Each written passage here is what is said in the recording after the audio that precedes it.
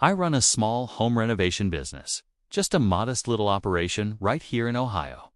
For years, it was just me, a truck full of tools and a lot of grit. But business started picking up, and I mean really picking up. Suddenly, I was juggling 3 projects at once, phone ringing off the hook, sawdust in my coffee every morning. I was stretched thin, burning the candle at both ends, and I knew I couldn't keep it up. I needed an extra hand, someone to help with the grunt work, to be my right-hand man. That's when my brother brought up Kyle. Kyle was his best friend, his buddy since they were kids. On the surface, it seemed like a perfect solution. But honestly, I wasn't a fan of the guy. Not really. I'd known him for years, seen him around at family barbecues and holidays. There was always something ... off. He was perpetually broke, always between jobs, and it was never, ever his fault. It was the boss, the economy, the weather, you name it. There was always an excuse, a long, winding story about how the world had wronged him again. He had this air of entitlement, like he was owed something, but he never seemed willing to put in the work to earn it. But desperation makes you do funny things. I was drowning in work, turning down profitable jobs because I just didn't have the manpower. So, against my better judgment, I agreed to meet with him. Before I officially hired him, my brother pulled me aside, looking a little uneasy. He said, "Look, I know you're hiring Kyle. He's a good guy. Really, he is. But just be careful. Maybe don't give him a key or access to the house when you're not there. He's not a bad person, but he can be careless. That was the word he used. It hung in the air between us. I should have listened.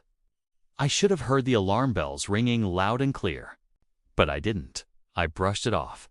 I thought, he's my brother's best friend. How bad can he be? My brother's just being overprotective. I trusted my brother's friendship with Kyle more than I trusted my own gut feeling, more than I trusted his direct warning. And that was my first and biggest mistake. I hired Kyle the next day. The first couple of weeks were okay. He showed up on time, mostly. He could follow simple instructions, though he needed a lot of supervision. I had to explain things 2 or 3 times, and he'd still manage to cut a board a 1/4 inch short. He was clumsy, constantly dropping tools or knocking things over. It was the carelessness my brother had warned me about. Annoying, but not a deal breaker. I was just happy to have someone to haul drywall and run to the hardware store. Our main project at the time was a big one, a full kitchen and master bath remodel for a family in a nice suburban neighborhood. The homeowners, the Millers, were great people. They were going on a 2-week vacation and trusted us to get the bulk of the work done while they were away. They gave me a key and the alarm code. This was a huge sign of trust, something I've worked for years to earn with my clients.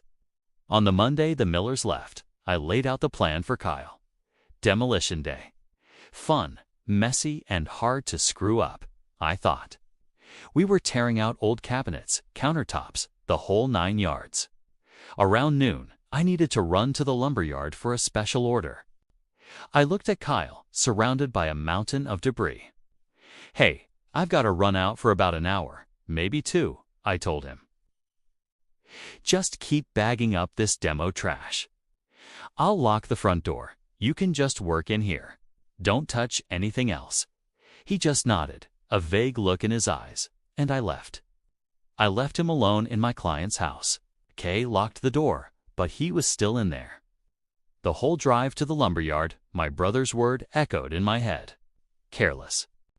A knot of anxiety tightened in my stomach. I told myself I was being paranoid. What's the worst that could happen? He's bagging trash. When I got back, the first thing I noticed was the smell. A thick, acrid smell of smoke. Not like a campfire, but like burnt plastic and chemicals. Panic shot through me. I fumbled with the key, burst through the door, and my heart just stopped. The kitchen was filled with a hazy smoke. And there was Kyle, standing in the middle of it all, looking dazed, holding a fire extinguisher. On the brand new subfloor we had just painstakingly prepped, there was a huge black melted circle. In the center of it was the charred remains of what looked like a plastic bucket. Kyle saw the look on my face and started babbling. "Man, I'm so sorry. I don't know what happened. I was just cleaning up, and I needed to melt this old adhesive off a piece of tile. I figured a little heat would do it, so I got the heat gun." He had used a high-powered heat gun, a tool that can reach over 1,000 degrees on a piece of plastic tile inside a plastic bucket, and he'd done it on the floor. The bucket had melted, then caught fire, and he'd almost set the whole house ablaze. The smoke damage was already visible, a gray film covering the walls we were supposed to paint. The subfloor was ruined. We'd have to tear it out and replace it. It was a disaster. A completely avoidable, idiotic disaster born from pure carelessness. I didn't yell. I was too stunned, too furious. I just told him to get his stuff and get out. I spent the rest of the day, and most of the night, cleaning. I aired out the house, assessed the damage, and prepared for the worst phone call of my professional life. I had to call the Millers on their vacation and tell them that my employee had almost burned their house down. They were surprisingly calm. Disappointed? Absolutely. But they were more concerned that no one was hurt. Still, the trust was broken. I told them I would cover every single penny of the repairs, of course. The cost of replacing the subfloor, the extra labor, the professional smoke remediation. It wiped out the entire profit from the job, and then some. I was working for free, and then digging into my own savings to fix Kyle's mistake. My brother felt terrible. He came over and helped me with the repairs, for free, on his own time. He kept apologizing, saying he never thought Kyle would do something so monumentally stupid. "I told you he was careless," he said, shaking his head. "I just didn't realize he was a walking liability." That was the end of hiring friends of the family. It was a brutal lesson, but a necessary one. It taught me that my gut instinct is there for a reason. When someone shows you who they are, always broke, always blaming others, always between jobs, believe them. And when your own brother gives you a specific warning, listen. Don't let desperation or a desire to be the nice guy override your common sense. The incident with Kyle cost me thousands of dollars, a client relationship, and a whole lot of stress. But in the long run, it probably saved my business. It forced me to establish stricter hiring protocols, to rely on professional references instead of personal connections. And most importantly, to always, always trust my instincts. Sometimes, the most expensive lessons are the ones that are most worth learning. My business is thriving now, more than ever, and I have a small team of real professionals.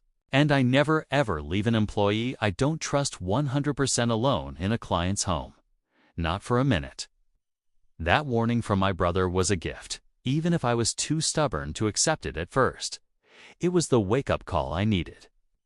Thanks so much for listening to my story. If you've ever had a similar experience or a lesson you learned the hard way in your own business, I'd love to hear about it in the comments below. Do not forget to like this video and subscribe for more stories and tips from the trenches of home renovation. See you in the next one. The third day on the job, Kyle texted me saying, "Hey, I need to stay late to finish sanding the floors." I replied with a simple, "Okay," not thinking much of it. Work's gotta get done, right? But then, around 10 p.m., a thought hit me. I completely forgot to disable the motion detection on my home security app. Right on cue, my phone buzzed. Motion detected in the kitchen. I opened the live feed, my heart starting to pound a little, and what I saw made my blood run cold. Kyle wasn't sanding floors. He was in my kitchen, methodically going through my drawers. I watched, frozen, as he moved from the junk drawer to the one where I keep my silverware. He wasn't rushing. He was taking his time, as if he owned the place. Then he opened the cabinet where I keep all my important documents, tax returns, bank statements, my passport. He started rifling through the folders. My mind was racing. What was he looking for? My identity? Money? Okay. I felt this surge of violation, this complete invasion of my personal space. This wasn't just some random worker. This was someone my own brother recommended, someone I had welcomed into my home.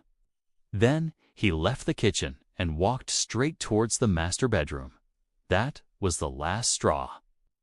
That's when I snapped out of my shock.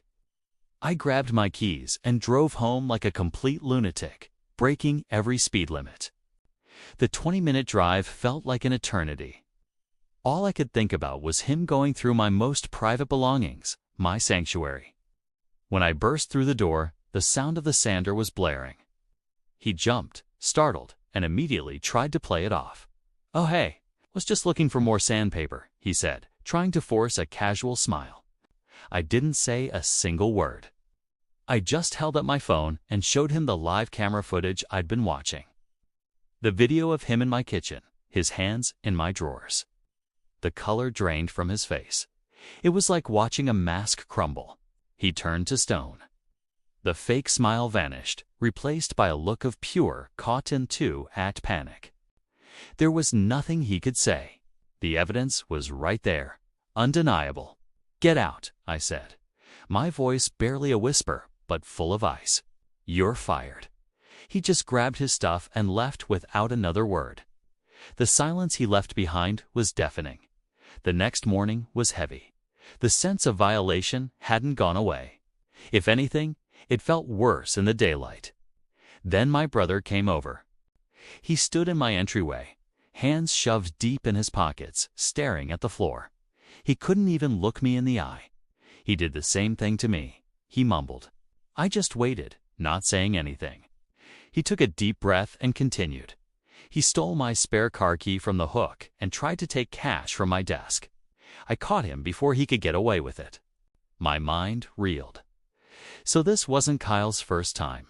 He was a professional, a predator who used personal connections to get inside people's homes. I looked at my brother, waiting for the rest of the story. "Why didn't you tell me?" I finally asked, the question hanging in the air between us. He finally looked up, his eyes filled with shame. "I didn't want to tell you because I was embarrassed. Embarrassed that I ever trusted him, that I was so stupid. I didn't want you to think less of me for vouching for him." I understood. I really did. Embarrassment can be a powerful silencer, but understanding doesn't fix the problem. My trust in my brother's judgment was shaken. It wasn't just about Kyle anymore. It was about the fact that my brother knew this guy was a thief and still let him into my home. I wasn't angry, just disappointed. It was a harsh reminder that trust, once it's broken, doesn't just snap back into place. It doesn't matter if it's a stranger, a friend, or even your own family. The crack remains.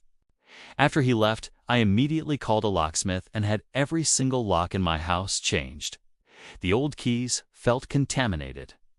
Then, I called my security company and upgraded my system with more cameras, more sensors. From now on, anyone I hire for anything, a plumber, an electrician, a cleaner, goes through a full, comprehensive background check. No exceptions. No more taking someone's word for it. It might seem like overkill to some, but my peace of mind is priceless. You can't put a price on feeling safe in your own home. About a week later, my phone buzzed with a text from an unknown number. It was Kyle. "Bro, can we talk?" It wasn't what it looked like. I stared at the message for a second, a mix of anger and disbelief washing over me. It wasn't what it looked like. I had him on video. The audacity was just unbelievable. I didn't even dignify it with a response. I just held down my finger on his contact and hit block. Some people don't need a second chance. They don't need a conversation or a chance to explain themselves. Sometimes what they really need is distance. Permanent distance. And that's exactly what he got. It's a tough lesson, but sometimes you have to be ruthless to protect yourself and your home.